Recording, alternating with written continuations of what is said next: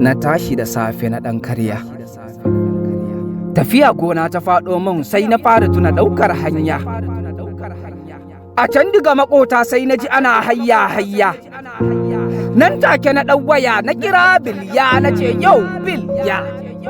Sai ya ce kamar ya.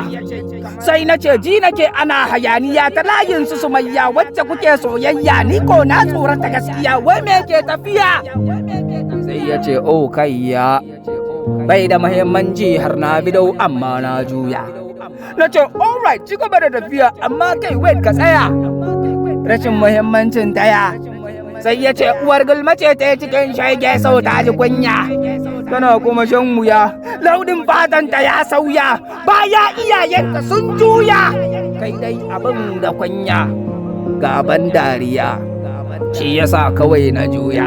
I was like, kai iyaka, au ashe abun babu daɗi. Wanda ke yi bai so a masa, baki son a bata miki rai, karki bata musu rai. Ina amfanin zuwa baɗi babu rai, don kawai baki a cikin su, sai ki koma sukar su.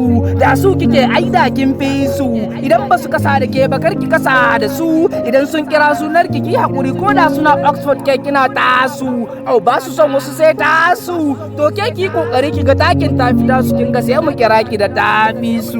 Domin Hausawa suka ce so ne, amma son kai yafi, son kan ba na yada mayafi ba, domin hakan ba shi da amfani fa.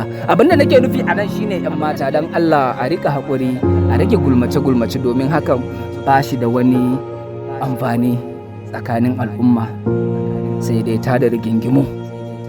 Saboda haka mu yi ƙoƙari mu rika iya bakinmu kan abubuwan da ba su shafe mu ba. Mu yi ƙoƙari.